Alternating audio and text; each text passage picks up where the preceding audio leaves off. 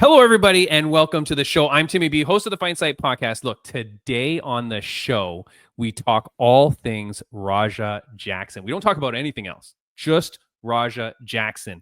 We go through what happened in the scenario and where it looks like it's headed legally. And of course, to do that, we have our incredible guest, Daniel Chung, who is I should read it off from my thing, which you're going to hear me say in a few seconds, but he is a career prosecutor who's prosecuted violent crimes in both New York City and Silicon Valley.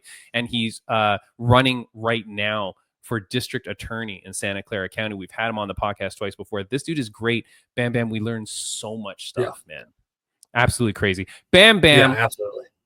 UFC veteran, my friend, your friend, the greatest co-host of all time, Brian Bam Bam Barberina. Yes, looking forward to talking to Daniel Chung. Timmy B, hit it. Ladies and gentlemen, this is the Fight Insight Podcast.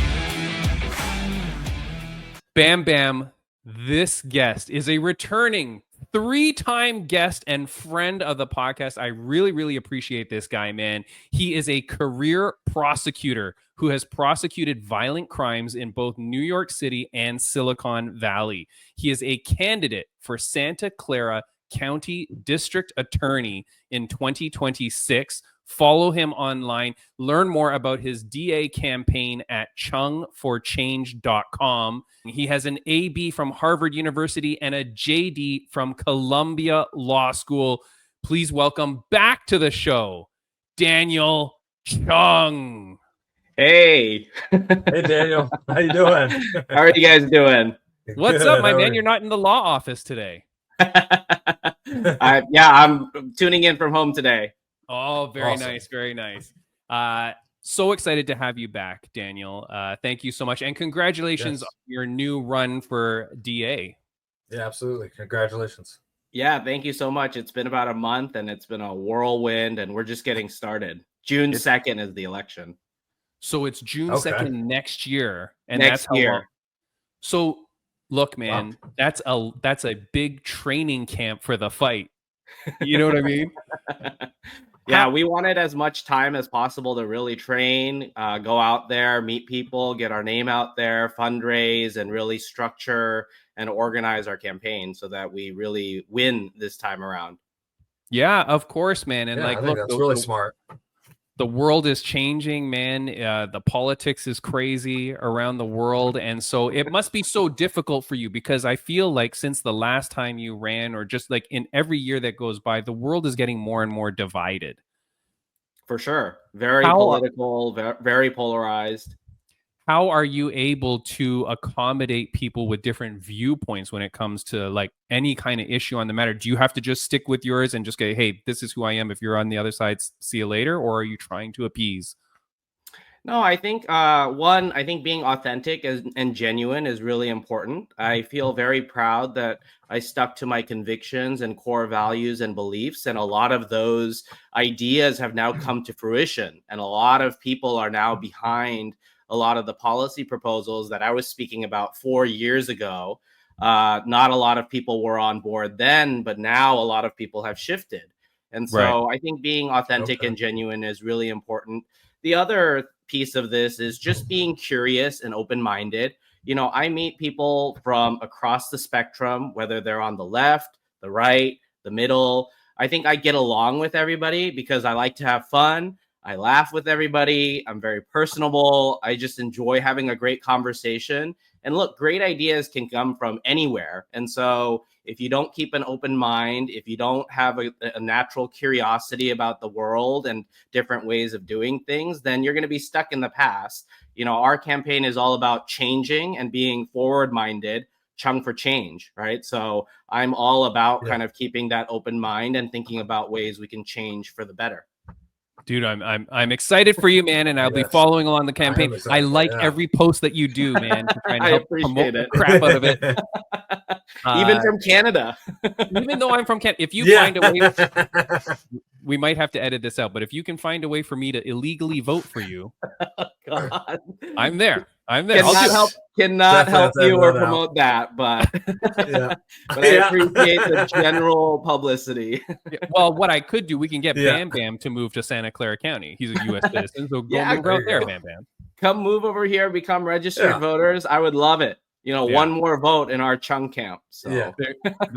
There you go. Yes, absolutely. Look, man, the last time you were on the podcast, you were here because we were talking about Cain Velasquez. We did predict on that podcast that he might be out in time to celebrate Thanksgiving with his family, and we're coming up close, so we're going to see if our prediction is right. yeah, we'll see. Yeah. Yeah. Have you heard anything about that? I have Yeah. never heard anything since the I haven't heard much about that case since the sentencing happened. Yeah. And as we predicted and talked about, it was a low range sentence, and who knows when he's going to be out? It might be very soon. He That's might right. be back on your. He might be on your podcast soon. Very, very soon. I hope so. Yeah, it could be. But look, man, we are here now. You're back now because, as in the world that we live in, there's always something freaking crazy going on, Daniel. And so now we have this scenario with Raja Jackson. People understand what's happened now. It's been a couple of weeks. It's like filtered through the media and stuff like that. But this is where the son of a very, very famous UFC fighter and Pride fighter, Rampage Jackson, gets into an altercation with a gentleman outside of a wrestling event, like kind of like in a meet and greet or whatever the heck it is. Something goes down there where the way that I understood it was that the wrestler thought he was in on some sort of skit, hits him in the head with a beer can, which whether it's a fake beer can or a real beer can, I don't know. Yeah. Then sometime after, it's at the very least later in the day, he's sitting in the event, watching the event take place. He's like live streaming or something with people. He then decides to jump into the ring during the performance, slams the dude named Syko Stu, slams Syko Stu to the ground. Yeah. Looks like it knocks him out. He then proceeds to mount him and just rain down blows, uncontested, like to an unconscious guy. Yeah. The people around, like the referee and the other wrestlers, I don't know if they realize what the hell is happening, but it definitely takes a while, like several shots, before they start to take the guy off. The internet goes abuzz. I'd like to add to this. Yeah.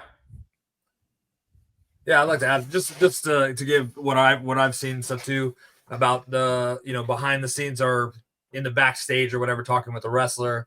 The guy, I heard he thinks he's part of the thing or whatever, hits him with the beer can, which I don't understand which backstage why that would be part of a thing anyways, but when you're all just like hanging out. So, but hits him with the beer can, and then basically there's some conflict there, and the guy somewhat apologizes, but they tell Raja that he can get his payback and go into the ring and kind of slam him or whatever, and get his payback. And then so that's when he's streaming this the whole time also too, with the beer can, everything. So then later, he's on stream sitting there waiting, and a bunch of people on the stream telling him like, oh, you better light this guy up, all this stuff. So he's like getting egged on, the fact that he's building into that anyways. And then, goes to the ring. They tell him to go. It's his time to go in. He goes in, slams dude. And like Timmy B said, he's hitting the guy while he's unconscious crazy amount of times. Like the wrestlers don't know what's going on, I think, because I think, they're like, okay, he's getting his whatever, but these are real shots, and then realize like he's not stopping and then try to pull him off. And even then he's fighting them to try to like get back to hitting the guy again. Yeah. So, that's just what I've heard and come up with. So then Daniel, did you hear about this story before I told you about it? No, you telling me and referring to it was the first time I heard about it. But you've watched it now. Yeah, I've watched it. I've read some articles about it. I've seen kind of the latest updates on it. Yeah. So, as a former prosecutor, as someone that's worked in violent crimes, what is your general take on this? Yeah. So before we dive into the legal stuff, I always got to do my disclaimer. I'm here in Yes. my personal capacity today, just as Daniel Chung, regular citizen candidate for Santa Clara County DA. I have to be very careful because I am, in fact, a prosecutor again. And so I just got to remind everybody that I'm here just as a normal citizen, personal capacity. Also, that, I'm not giving legal advice. I'm just offering my personal commentary on current issues. And this is just us chatting about something that's going on in the world. And nothing should be construed as legal advice. So yeah, I saw the latest updates and whatnot, and a few things came to mind. So one is, it seems like the victim, the main victim in this case, is not pursuing charges. So I believe there has been some kind of law enforcement investigation, but that currently he has not moved forward with pressing charges. I think that's significant because oftentimes law enforcement, one of the first things they will ask somebody is, do you want to be a victim? Now, this is kind of a silly question, but what they're really trying to say in an unartful way is, something bad has happened to you. Do you want to just let it go and just let bygones be bygones, just part ways and nothing happens?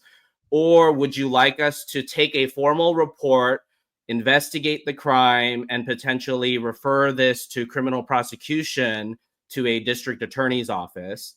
So I don't know the nature of the conversations that they have had. I know that he was hospitalized for a little bit. So I don't even know if he really had an opportunity to really have any kind of deep conversation with the police about what's going on and what he wants out of it.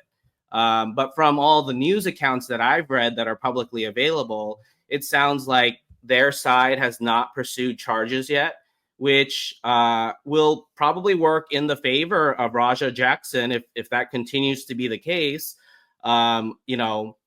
It'll be bad publicity for him. There will be a lot of articles and radio shows about it, but eventually the storm will subside and kind of go away.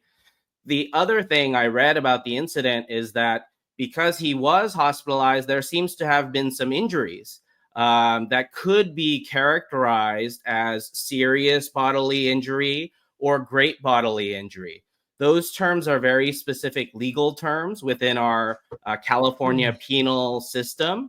And so, especially if you got broken bones, lost teeth, anything beyond just kind of a minor scratch or bruise, that could really elevate the severity of the crime if it were to kind of go down the traditional prosecution route. But I think there's a variety of different factors in this matter that are probably going to pull the case in different ways than kind of a normal situation. So through my extensive watching of Law and Order, Daniel, I've never heard them say, do you want to be a victim? But I have heard them say, do you want to press charges? Is that different? It's basically the same thing. Oh, okay. At least in my experience here in Santa Clara County, a lot of the law enforcement agencies use this question, do you want to be a victim? Which is kind of weird because you've already been victimized. You are a victim. It's just a matter of, do you want to press charges? So, it's just kind of law enforcement speak. There's lots of different lingos and things being thrown around in terms of police language, but it's basically the same as, do you want to press charges against somebody? That's like when the bully would come up to me at lunchtime and go, do you want to be a victim? And then would punch me for my lunch money. You know what I mean? Like, So what I don't understand though is this is a very well documented case, right? Like social media, it's all over the place, right? This is not a crime that happens under no visibility, right? So this is everywhere. You're telling me that the police can see this, I'm going to call it an assault, I don't know what it is, but they can see this situation take place, and unless the guy says press charges, the police will just go, all right, whatever. Well, that was going to be my question. Everything's driven by context, right? So, for example, several years ago in a nationwide international broadcast, Will Smith slapped the crap out of another comedian on stage live, right? And did Will Smith get charged? Did Will Smith get prosecuted? as far as I know, he didn't. They just kind of laughed it off. There was a controversy about it. He was kind of canceled informally for a little bit. And I think he's back now as an actor, you know, continuing to do shows and, you know, movies and whatnot. So again, like, just because the police can see something or that it's publicly available, you know, in a widespread medium, doesn't mean that it's going to be investigated or prosecuted. It, you know, there is a lot of discretion at play, and it depends on the context, right? And I think one of the key contexts here, just like the Will Smith situation, is that it's two guys who are very physical and aggressive going at each other. And this is a specific context in which physicality is part of the context, right? It's like if something were to happen at a baseball game, right? You expect certain things to happen at a baseball game or a hockey game when things get rough or whatnot. When there's either a wrestling or an MMA match or something like that, people generally have a reasonable expectation that, hey, people are going to get physical. They might start saying things that are abusive, do things that are physically abusive. But because it's in a particular context, we view it kind of differently than, you know, if I were just sitting on a bus, you know, in a public street, and then suddenly someone comes up and just smashes a beer can on the top of my head and then, like, you know, flips me and then starts punching me and, you know, while I'm unconscious on the bus floor, right? That would be very different. So everything is very context driven in law enforcement. So, but the premeditated aspect of this, because regardless of how it began, right, with the beer can thing, which then there is an apology video, like you see the guy going, oh, sorry about that, blah blah blah, I thought you were part of this. Like there is a lot of time in between the inciting factor, which is the beer can, till the moment he goes into the ring and does whatever. Now, it was deemed later that now we're coming to understand, because I will just put up very quickly there. This is oh no, that's the guy who's saying that he's okay. But there's a big long statement from nope, that's not it either. Hold on. I got lots of articles here. Nope, that's not it. Hold on. No, this is not it. Okay, there's a big long post from his father, Rampage Jackson, which was the first time that I understood that he was actually there on purpose, like ringside, and that they were going to allow something to happen. But at the point he starts to hit the guy, that becomes, in my mind, premeditated. Like, you know, you're going to do this now. If charges are laid, I say it's a premeditated action.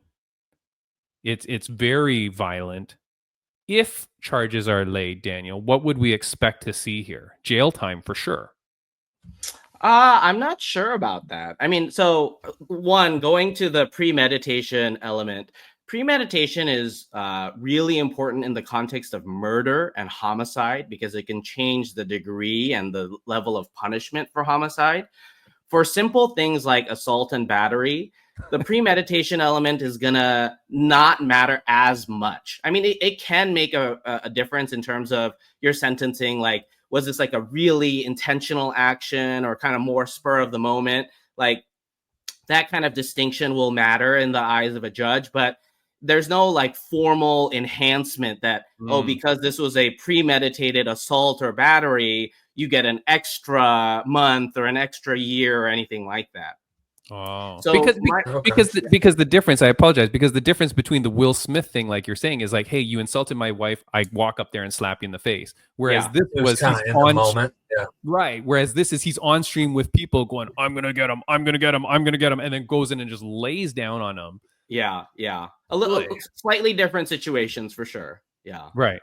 So, okay, but if so forget the premeditated aspect then. This is why we love having you on, Daniel. So if the charge does happen, though, you think 0 jail time? I think if the police were to actually move forward with charges and even refer it to the DA's office, I believe this incident happened in Los Angeles County, which is a humongous county.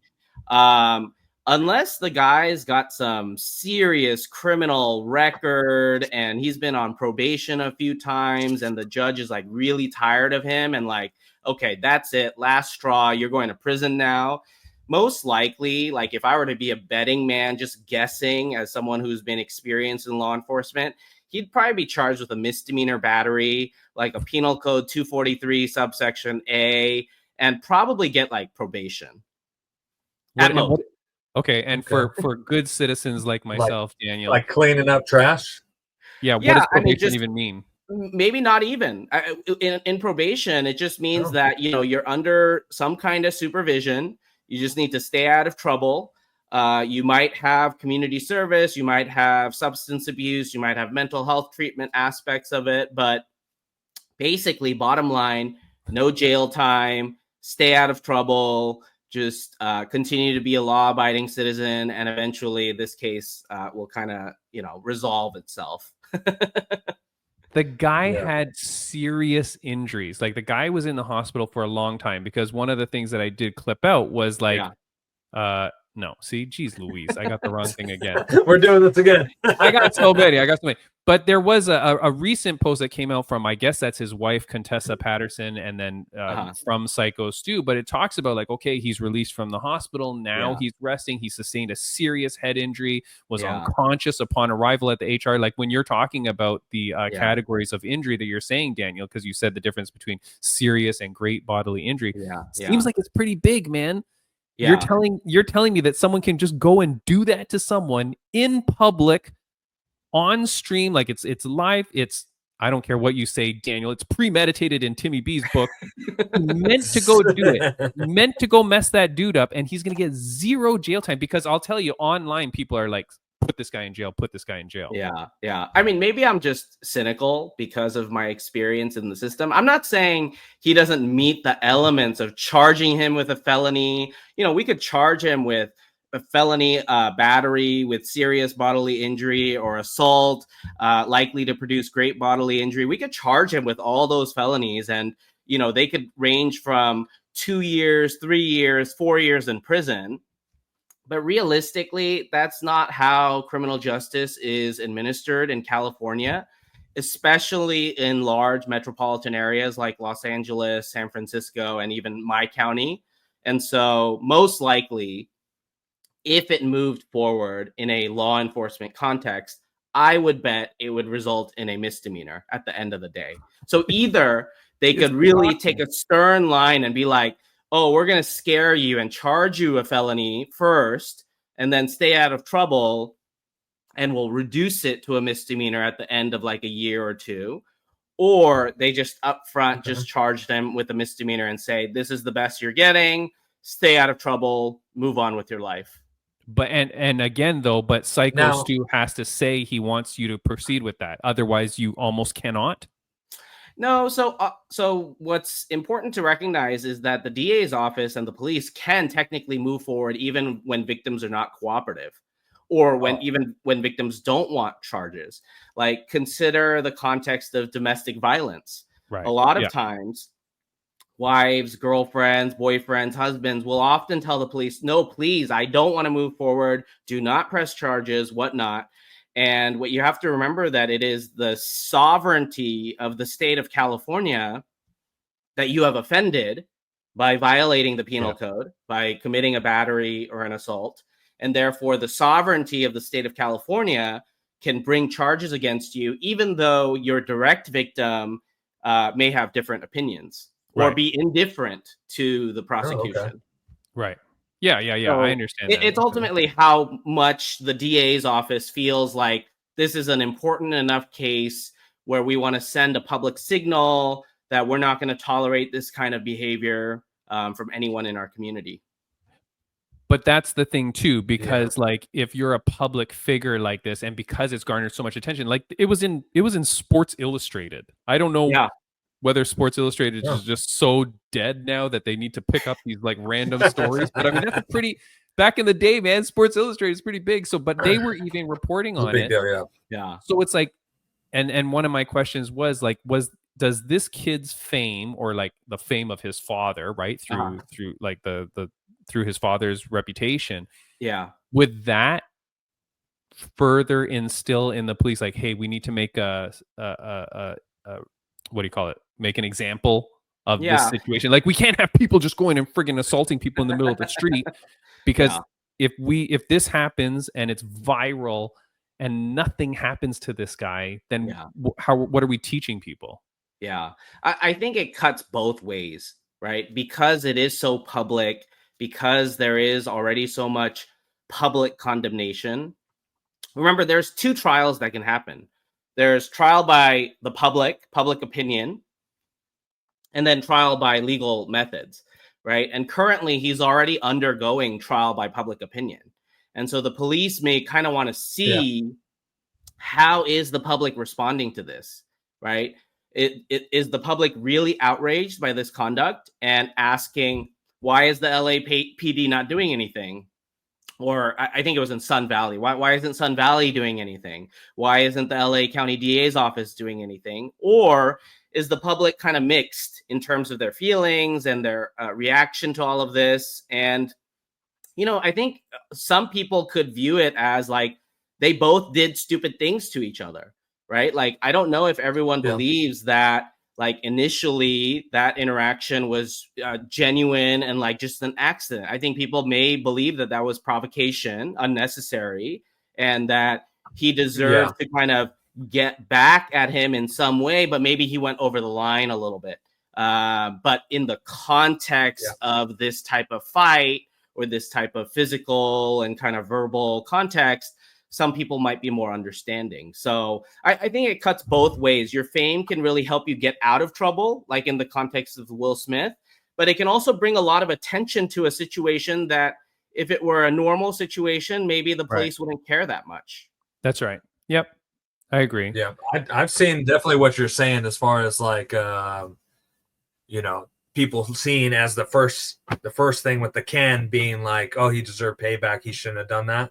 Yeah. And I have also seen that, like, they were saying that the guy was drunk and that's why he didn't realize, and that he had done this to multiple people before. Like, this incident similar to it has happened before with people coming backstage and him interacting with. Now, if that's true, I don't know, but that's just what I have seen that people were saying, and that, like, oh yeah, I can definitely see people saying, oh, he deserves to get his payback. Did he take it too far? Absolutely. Yeah. Absolutely. But yeah, I definitely see what you're saying about that. It's like even, like, almost like getting even kind of thing. Yeah. One of the things that sometimes, though, is missed in between the beer can and the assault is the apology video. And I feel like that's different too, because when people only see the beer can and then see the response, it's like, oh, okay. But if you see that apology in between, you're like, hold on a second. Like, so did he make an apology video right after?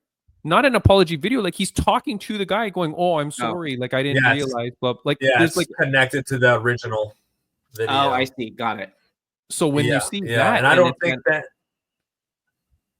I just didn't know. I heard that, or what I've seen or whatever and stuff, is like he had only accepted the apology, or what they're saying is that he accepted the apology because he was going to get his, whatever payback or whatever they call it. I can't remember what they call it. No, but be able to go in the ring and slam him. Yes. Like, I think what they were saying, and I did read that too, Bam Bam, is that, like, he accepts the apology, but the organization is then like, oh, we'll work you into this storyline. Like, you can now go into the ring and blah, blah. And that's where Rampage kind of clarifies, going, hey, you think that this guy just jumped barricades? No, he was supposed to go in there. Now, what he did in there was crazy. Yeah. And even his father kind of condemns it. Right. But or does condemn it, right? And says it's wrong. But like, there's that weird apology, and then like, okay, so now we're going to work you into the show, but then you utilize that opportunity and then just lay into him. Yeah, it's a little, it's definitely extreme, 1-2 shots maybe after the slam. I mean, whether he knew he was unconscious or not, 2 punches or whatever. I think that if he stops there, that changes a whole lot of things. The fact that he went overboard and went crazy is a whole different situation. Yeah. And one thing that I keep in mind as someone who's been in this kind of field for a long time is that videos are often incomplete and they don't capture the full context of everything that went down. And so there could be a lot of history between these two folks, other, trash talking or physical altercations or other things kind of going on behind the scenes that we don't know about and don't have full knowledge of. And so I try not to judge too quickly just based on videos because we want to know the fuller context. Yeah. So let me ask you then this then.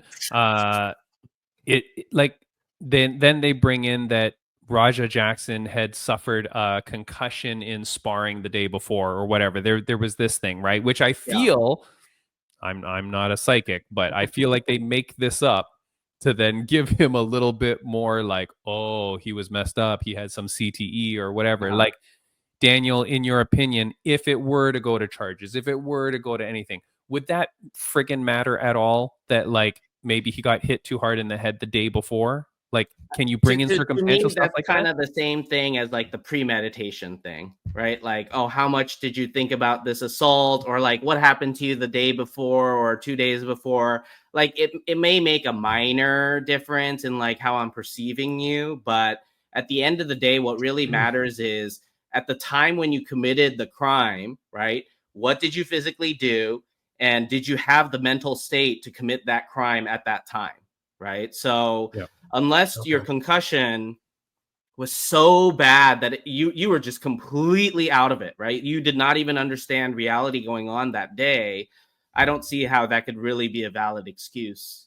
Okay, so that doesn't mitigate the issue if it is an issue at all. I mean, it could mitigate minorly just in terms of my perception of that situation, but in terms of legally, like, oh, am I going to reduce your, sentence by X number of months? Just like the flip side of the premeditation stuff, I don't think this is going to make a big difference. So I was listening to another podcast. I do have a question. Yeah, go ahead, Bam.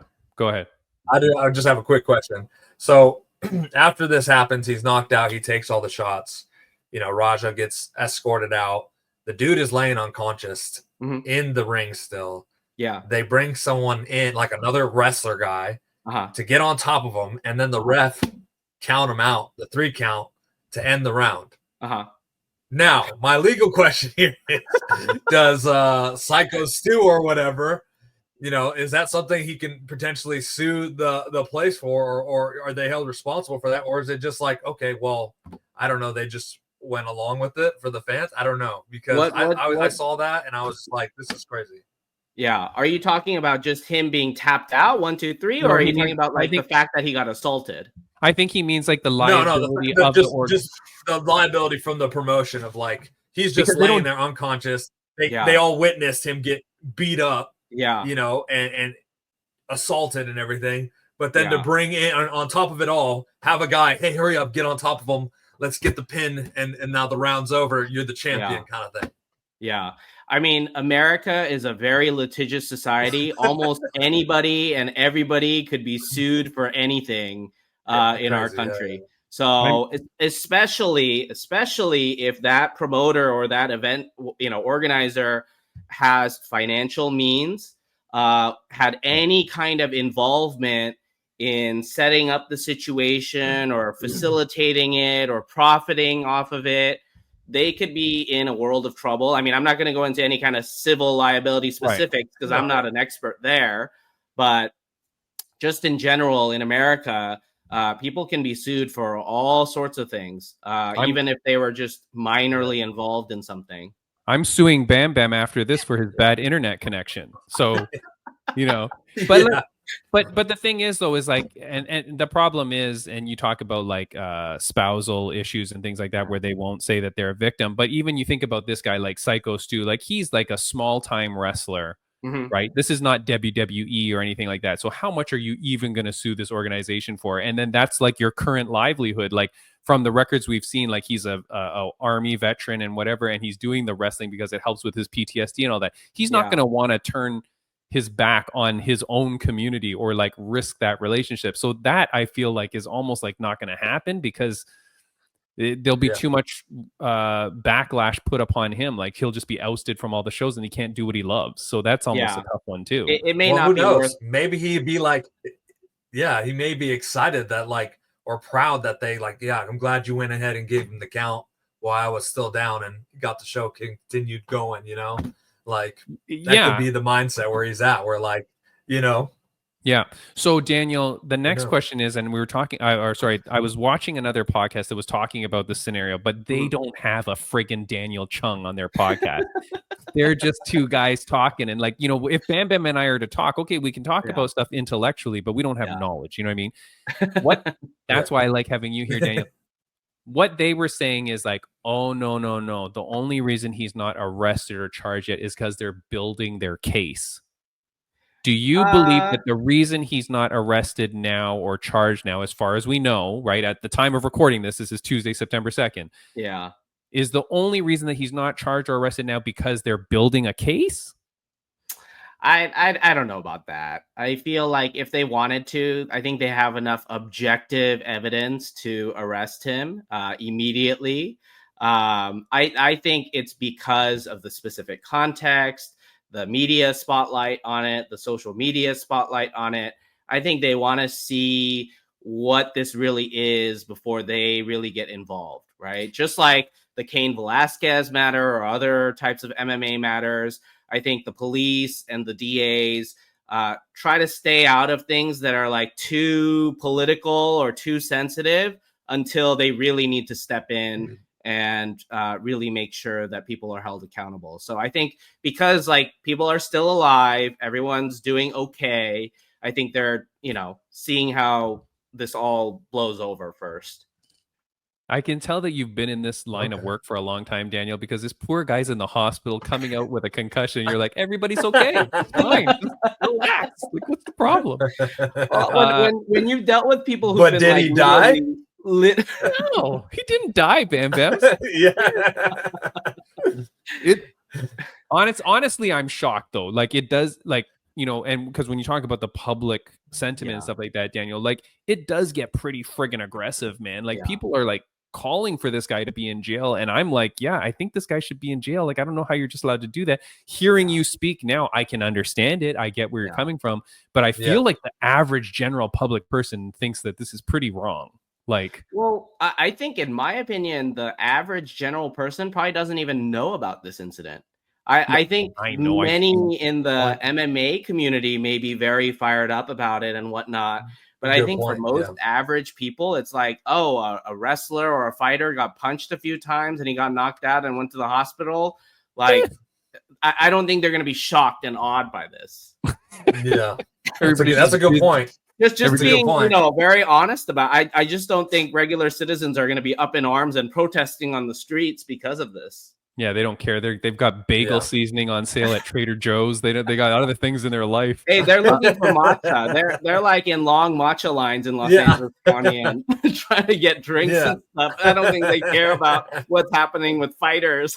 Yeah. Okay. Look, here's something that was online that I thought was kind of funny. There was another MMA fighter who, when this all went down, he was saying, this was like really early on. And he was saying things like, hey, as a father, I would never turn my kid in. Because I think at the early stages, it seemed like we're like, why isn't he arrested? And it's like, is he hiding somewhere? And so there were some people that came out and was like, hey, if that was my kid, no way I'm ever giving him up to the police and stuff like that. Just now we know that that's not the scenario. But if that were the case, Daniel Chung, if you are a father and your grown-ass son, right? We're talking a 24-year-old man, right? So it's not a kid. But if your son did that and you are stashing him in your house, can you face charges? You know, I think it depends on what specifically you do beyond just knowing that your son is there. Right. I think it really depends on your level of involvement. So like, for example, people can be accessories to a crime after the fact.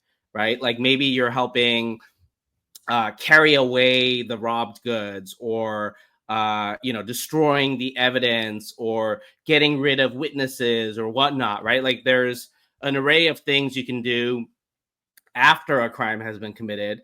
I think just knowledge alone will not be enough. Okay. So he's got to do but if the police came to your house and said, hey, Rampage, where's Raja? And you go, I don't know. Meanwhile, he's in your basement.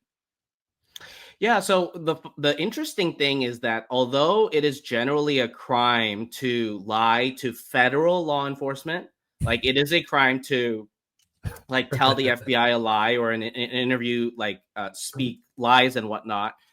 In California's system, I'm not aware. I'm not aware of a general requirement or some kind of general statute that if you just lie to a police officer, that's a crime. There are certain things like Okay. maybe giving like a false identity or committing perjury, right? Which is when you're sworn to tell the truth. But like, let's say I just go up on the street and tell an officer, hey, like, you know, I'm this or that, or like something untruthful to him. I don't think there is a statute saying that's a crime. But what Weirdly about, enough. isn't it impeding an investigation? Now that could be different if you're, but again, I think it depends on how actively you're impeding that. Well, through the lie, like if I'm like, hey, we're looking for Roger to arrest him, and you're like, I don't know where he is, but you know he's right there. Yeah, I think it depends on what the status of things are. Like, has there been an arrest warrant been issued for him? Does he really know what's going on? You know, like what does he know?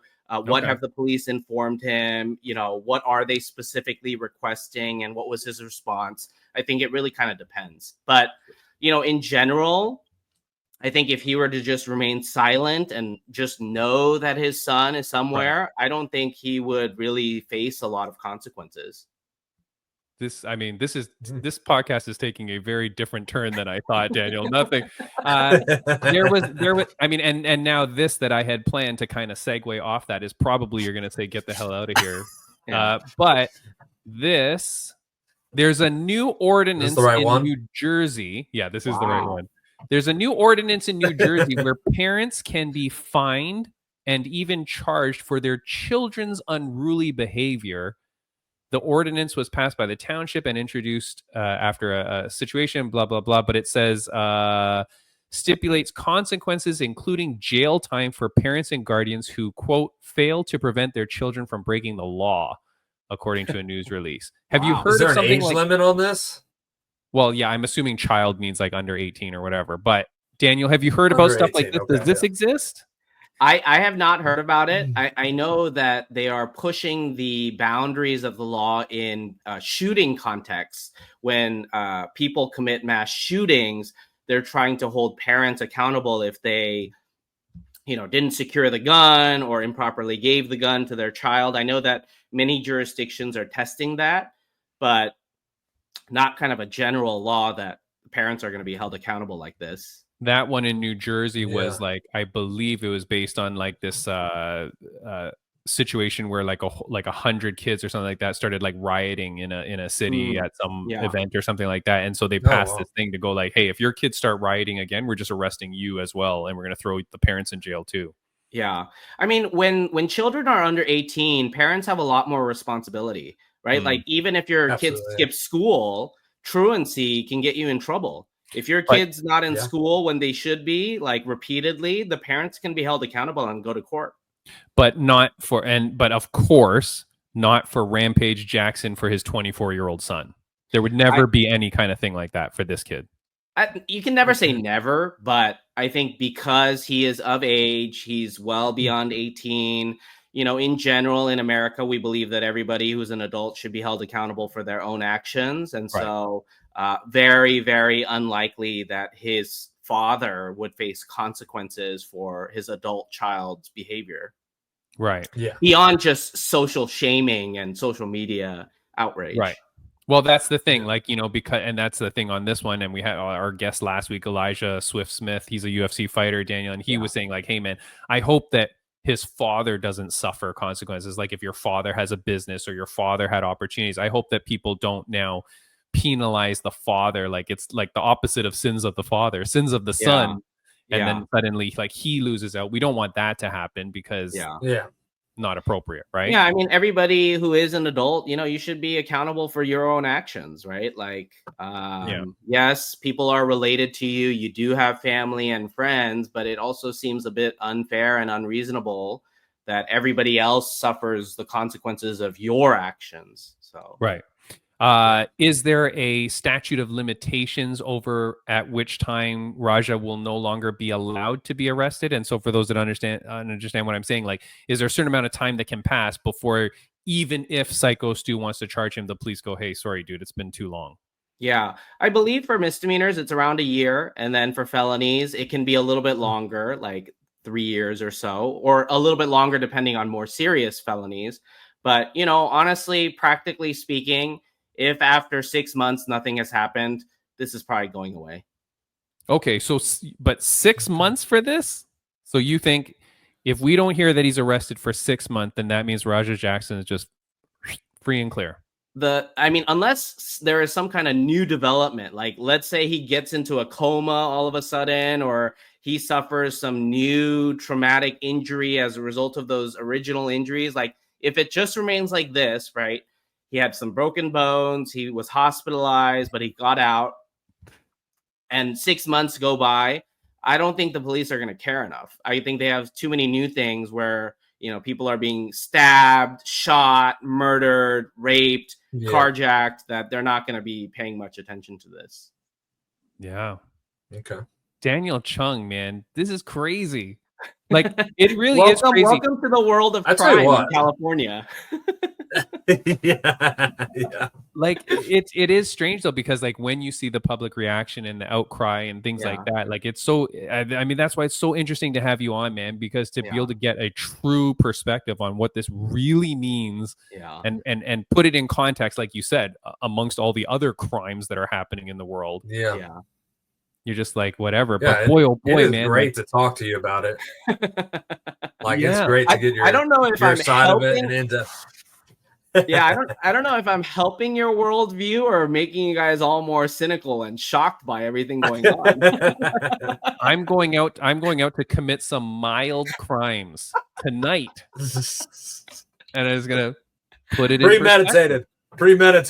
Nope, doesn't matter. I mean, no, but I mean, it's really interesting, Daniel. Thank you so much, man, for coming on the podcast. I appreciate it. I know I've kept you way longer than I think that you thought you were going to be. No. I planned for this. And in fact, I even took vacation time so that I could be here on my personal capacity. You know, what's really funny is that, you know, I have my feud with my boss and whatnot. They apparently listen to you.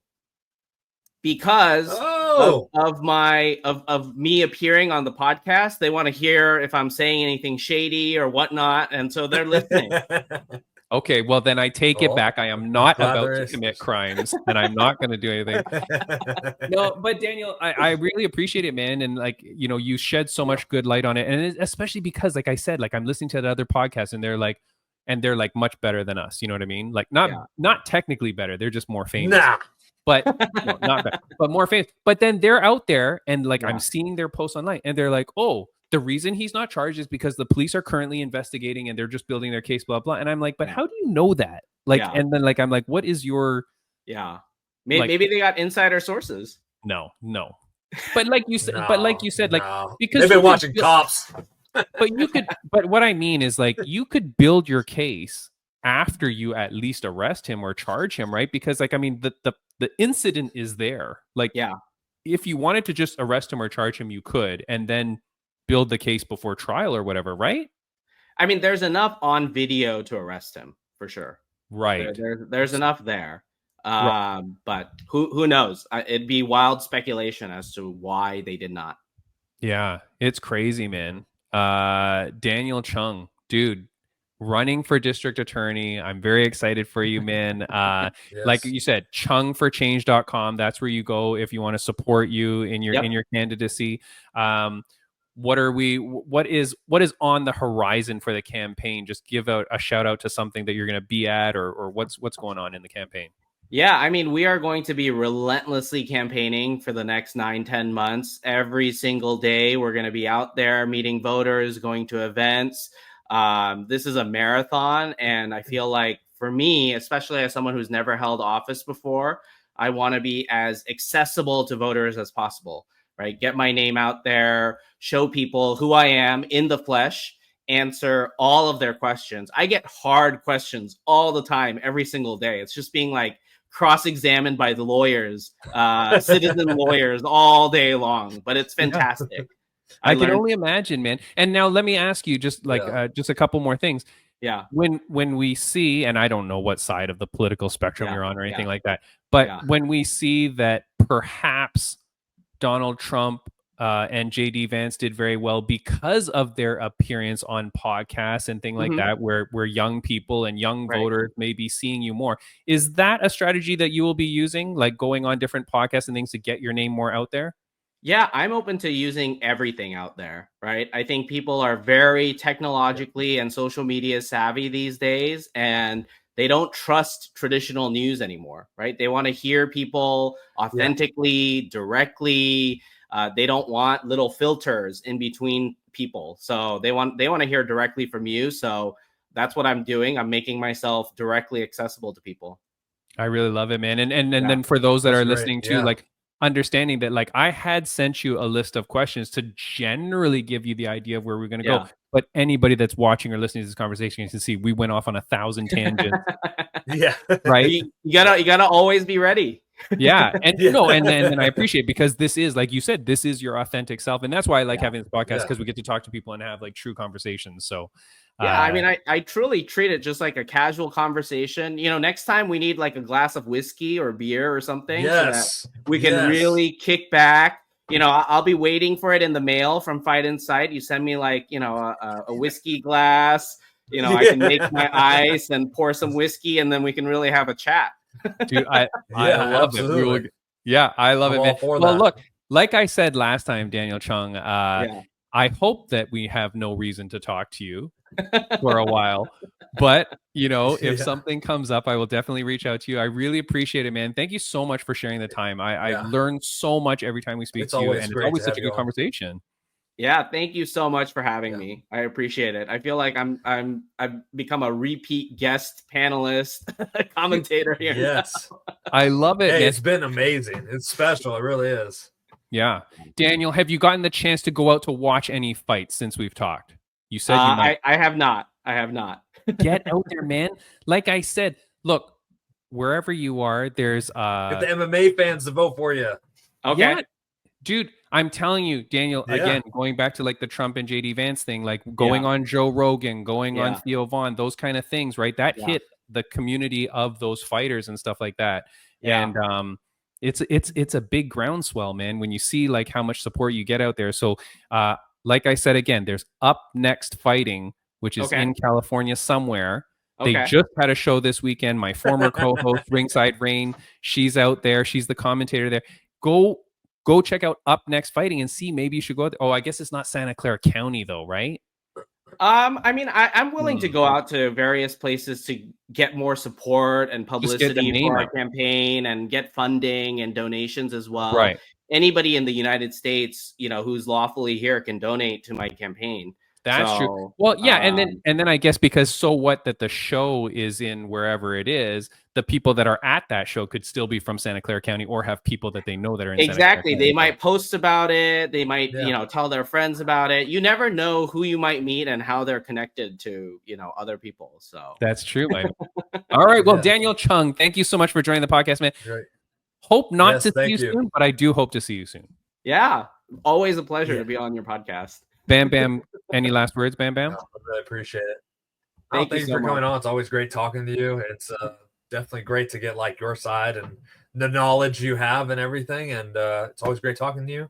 And I mean, if we don't see you, which hopefully we hopefully we do, hopefully we don't. I don't know. It's kind of in the middle. Like, it's great talking with you. So I like having you on. But you know, hopefully there's no big drama or anything. But if not, I mean, we're excited for you to win. Yeah, thank you so much. Yeah. Oh, that's right. If there's nothing else that happens, we will have a celebratory podcast when you become. Yes, there it is. Oh yeah, after June 2nd, we'll know. That's it, my friend. All right. Take care. When you get so famous, don't forget us. Goodbye, Daniel Chung. Yeah. Yes. See you later. Bye-bye. Sounds good. See you later. All right. That is Daniel Chung. Bam Bam. What a show, man. Yes. Yeah, it's always great talking with him, man. He has so much knowledge, and you know, really gives a different insight. And you know, like you said, there's other podcasts obviously talking about the Raja thing, but man, who has a Daniel Chung on there? I doubt any of them. So I mean, No. it's really cool being able to get this inside scoop from him. I have been really blessed, Bam Bam, with the people that I have met on this show and stuff like that and the connections. But I love having like a legal expert or whatever you want. I don't want to get him in trouble, but like having a law brain guy, right? To be able to come in and talk about these things. Because like in reality, Bam Bam, I'm like, when you watch that, you're like, this guy's going to jail for life. Like, how can you do that to someone? And then now to get him to come on and go like, probably nothing, zero. Yeah. So I will say this. I will say that obviously, you know, whatever happens with the case, if it does, you know, he gets a misdemeanor or nothing or whatever, this is definitely going to affect him, I think, long term, or at least for a very long time, with his own stuff that he had going on, sponsors. I don't think so. The thing that I seen that and who knows, maybe if nothing happens and stuff like that, he gets brought back on. But I did see that like the Kick company that he does his stream on or whatever banned him from it. Oh, so I did see that. Yeah, I did see something that said that. I also saw WWE had some affiliation with the promotion that happened with, and that they cut ties with that promotion. I feel bad for that though, because I mean, unless there was some sort of reason, I don't know. Well, again, you don't know. You got to think though, if they allowed him to jump in the ring, yeah, exactly. You don't know what was said, what really happened, all those things. Right. Like, you know, like he had said too. Like you can't take the video at 100%. Really, you know, you don't see the little sideline talks and the things between other people going on and stuff like as well. So.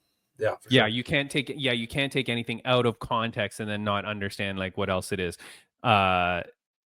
Anyways, look, man, I always feel like as we get to the end of the podcast, our internet connection just gets worse and worse until like it's like our internet getting a little better now. Is it really? Never mind. Maybe not. You just froze. So there you go. Look, man, let me just say, friends of the podcast update, I do want to say thank you to RageWorks Podcast Network. Of course, go get audio podcasts like ours at rageworksnetwork.com. They've been so great to us, man. Thrilled to be part of the Sweep the League Network and the Refocus Network. These platforms are all about showcasing incredible creators like us. And hosting interviews that inspire. So thank you to them. Look, man, fighters that there was no fights this week, right? Like we didn't have anyone that we need to promote or anything like that. I think, wait, isn't Turkish Delight fighting soon? I feel like she's fighting next week, maybe. She's fighting soon. Turkish Delight is fighting. Check real quick. Fighting soon. I did some update on her stuff, or what I heard is that her opponent is extremely overweight. Like 15 pounds overweight. And she's taking the fight anyways. Dude, that's some bull crap, though.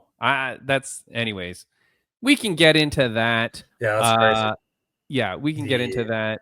I will say, your boy, Eric Anders, who I love. It looks like it's this weekend, September 6th. Is it? Okay. September 6th, this weekend. Yeah. I believe, so kick ass there. But your boy, Eric Anders, he opened his own gym. It's called Your Boy MMA and Fitness. Yeah, I think so. I think it's called Your Boy MMA or something like that. So congratulations to him. I always love that dude. Okay. He's got one more fight on his UFC contract. I think he wants to get Where's it at? Fight. I mean, now I got to edit this out because I don't know where it is, but I don't know where it is. Damn it, man, what the hell? But I'm happy for him, man. Look, what else did I want to talk about? Oh, of course, Fight League Atlantic, FLA 21 is going down on September 20th in Pictou, Nova Scotia. Do not miss it, you son of a guns. Look, the fights are going to be so crazy. There are so many debuting fighters, Bam Bam. So I'm excited for that because I always love it like when we get to see new fighters. But FLA 21, there's my terrible photo where you can see me on the side there. But FLA 21, September 20th. Go to fightleagueatlantic.com and get your tickets or order the pay-per-view closer to the event. But do not miss it. It's going to be absolutely incredible. Bam Bam, next week on the podcast, I have no clue, man. Oh. We have some I have stuff. friend of the podcast update. Friend of the podcast update. JR Big Beautiful Banks won over the weekend. Dominant performance. Sweet. Won a unanimous decision, but very dominant performance. Pretty much manhandled the guy the whole fight. Nice. Another person we were supposed to have on, Sammy Quebec. He won in a rear naked choke in the third round. Dominant performance as well. Nice. So congratulations to those guys. There you go. Again, more people that Bam Bam is inspiring and coaching and teaching and kicking ass. Everything's all thanks to this guy, man. Look, Bam Bam, I think that's it, man. We're out of here. We have a good show today, like super good. I hope that you learned something. I hope that you can come away. And if you're in Santa Clara County, go vote for that dude, man. He's a good dude. Yes. And yeah. Bam Bam, that's it. We're out of here, man. Nothing else. All right. Good stuff. Yeah. Great podcast. See you next week. Later. Bye.